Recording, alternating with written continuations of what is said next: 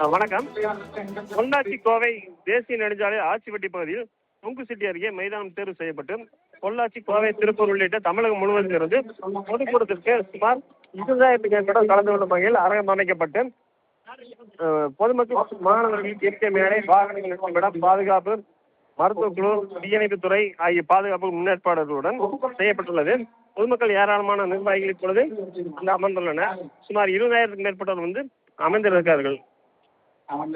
இன்னும் சிறிது நேரத்தில் அண்ணாமலையின் பேச்சை கேட்க அனைவரும் ஆர்வத்துடன் உள்ளனர்.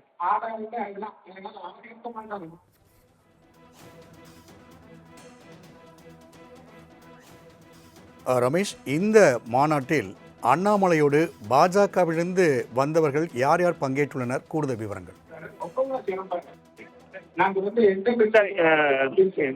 இந்த மாநாட்டிற்கு கோவை மாவட்ட பாஜக முன்னாள் மாவட்ட செயலாளர் வசந்தராஜன் நிகழ்ச்சி ஒருங்கிணைப்பாளராக உள்ளார். மற்றும்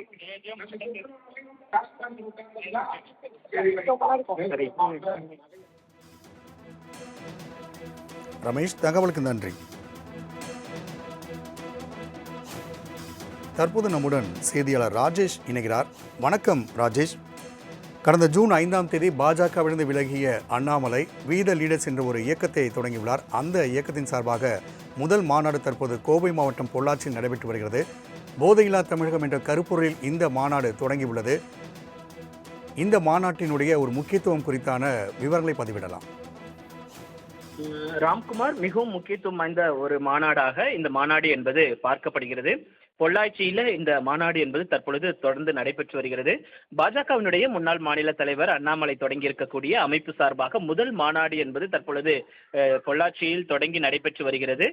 பாஜக முன்னாள் மாநில தலைவர் அண்ணாமலை அக்கட்சியிலிருந்து விலகி வீத லீடர்ஸ் என்ற அமைப்பை தொடங்கினார். கிட்டத்தட்ட 20 லட்சத்திற்கும் மேற்பட்டோர் தற்பொழுது அதில் உறுப்பினர்களாக இருக்கக்கூடிய சூழ்நிலையில் இந்த மாநாடு என்பது நடைபெறுகிறது. குறிப்பாக ஒரு அமைப்பாக முதலில் நாங்கள் திரளுவோம், சமூகத்தில் ஒரு மாற்றத்தை ஏற்படுத்த வேண்டும், அந்த மாற்றத்தை யாரெல்லாம் உறுதுணையாக இருக்கிறார்கள் என்பதை பார்த்துவிட்ட பிறகுதான் ஒரு கட்சியை நாங்கள் தொடங்குவோம் என்ற ஒரு இலக்கோடு அண்ணாமலை இதை தொடங்கி இருக்கிறார். குறிப்பாக வீத லீடர் என்ற அமைப்பை தொடங்கி இருக்கக்கூடிய அவர் அதன் தொடர்ச்சியாக இந்த மாநாட்டுக்கு பிறகாக அவர் புதிய கட்சியை தொடங்குவதற்கான அந்த வாய்ப்புகள் அதிகம் இருப்பதாக பார்க்கப்படுகிறது. கிட்டத்தட்ட 20 லட்சத்திற்கும் மேற்பட்டோர் உறுப்பினராக இருக்கக்கூடிய இந்த வீத லீடர் அமைப்பை பொறுத்த வரைக்கும் தமிழகம் முழுவதும் ஒவ்வொரு மாவட்டத்திலுமே அந்த உறுப்பினர் சேர்க்கை என்பது தொடர்ச்சியாக நடைபெற்று வருகிறது.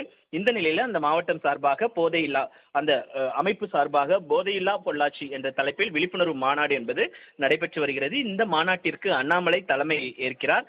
குறிப்பாக பொள்ளாச்சி கோவை தேசிய நெடுஞ்சாலையில் உள்ள ஆச்சிப்பட்டி அருகே இருக்கக்கூடிய 15 ஏக்கர் நிலம் இதற்காக தேர்வு செய்யப்பட்டு அங்கு மாநாட்டுக்கு வருவோருக்கு அடிப்படை சேவைகளான இருக்கக்கூடிய குடிநீர், கழிவுநீர் வசதி, மருத்துவ குழுவினர் மற்றும் வாகன நிறுத்தம் உள்ளிட்ட பல வசதிகள் ஏற்பாடு செய்யப்பட்டிருக்கிறது.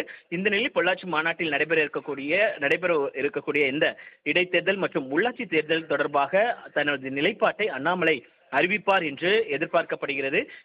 வீத லீடர்ஸ் அமைப்பினுடைய 2வது மாநாடு திருச்செந்தூரில் நடைபெற உள்ளது என்பது குறிப்பிடத்தக்க ஒன்றாக பார்க்கப்படுகிறது. அண்ணாமலையை பொறுத்த வரைக்குமே தொடர்ச்சியாக அவர் பல்வேறு ஆலோசனைகளை நடத்தி வருகிறார். இந்த வீத லீடர்ஸ் அமைப்பை எப்படி கட்சியாக மாற்றுவது என்பது குறித்ததான அந்த பணிகளை அவர் மேற்கொண்டிருக்கிறார். குறிப்பாக பாஜகவில் இருக்கக்கூடிய முக்கிய நிர்வாகிகள் அந்த கட்சியிலிருந்து விலகி தங்களை இந்த வீத லீடர்ஸ் அமைப்பில் சேர்த்திருக்கிறார்கள். குறிப்பாக அமர் பிரசாத் ரெட்டி, கருநாகராஜன், பொள்ளாச்சியில் இருக்கக்கூடிய மாவட்ட தலைவர், பாஜகவினுடைய மாவட்ட தலைவர் உள்ளிட்டோரெல்லாம் இந்த கட்சியில் இணைந்திருக்கிறார்கள், இந்த அமைப்பில் இணைந்திருக்கிறார்கள். அவர்கள் அடுத்து வரக்கூடிய அந்த கட்சியிலும் இணைவார்கள் என்று எதிர்பார்க்கப்படுகிறது. போதையில்லா தமிழகத்தை உருவாக்க வேண்டும், போதையில்லா பொள்ளாச்சியை உருவாக்க வேண்டும் என்ற இலக்கோடு அவர்கள் இதனை ஆரம்பித்திருக்கிறார்கள். குறிப்பாக 20 லட்சம் பேர் இந்த உறுப்பினராக இருக்கக்கூடிய சூழ்நிலையில் தமிழகத்தின் பல்வேறு இடங்களிலிருந்து இந்த மாநாட்டிற்கு பலரும் வருகை தந்திருக்கிறார்கள். அவர்களுக்கான ஏற்பாடுகள் என்பது செய்யப்பட்டிருக்கிறது. குறிப்பாக இதில் என்ன மாதிரியான அறிவிப்புகளை அண்ணாமலை வெளியிடப் போகிறார் என்பது நாம் பொறுத்திருந்து பார்க்க வேண்டியதாக இருக்கிறது. அண்ணாமலையை பொறுத்த வரைக்குமே அவர் உள்ளாட்சி தேர்தலில் களமிறங்குவதற்கான வாய்ப்புகள் அதிகம் இருப்பதாக ஏற்கனவே பேசப்பட்டது. அதே நேரத்தில் இடைத்தேர்தலில் நிற்பாரா என்பதெல்லாம் குறித்து இந்த மாநாட்டில் அவர் அறிவிப்பார் என்று எதிர்பார்க்கப்படுகிறது.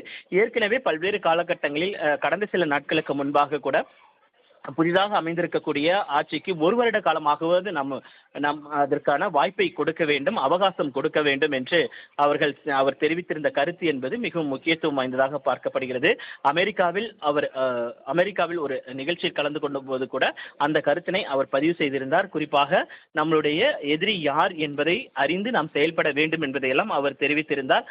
அதே போல திமுகவுடனான அந்த டிஎம்கே ஃபைல்ஸ் என்ற அந்த இதிலிருந்து டிஆர் பாலு அந்த வழக்கை வாபஸ் பெற்றது குறிப்பாக கூட அது கூட அவர் விளக்கம் அளித்திருந்தார். இப்படியாக தன்னுடைய அரசியல் நிலைப்பாட்டை ஒவ்வொரு செயல்கள் மூலமாக உணர்த்தி வரக்கூடிய அண்ணாமலை இந்த மாநாட்டின் மூலமாக என்ன சொல்ல போகிறார் என்பதை அனைவருமே அறியக்கூடிய வகையில் ஒரு ஆர்வமோடு இருக்கக்கூடிய சூழலை பார்க்க முடிகிறது.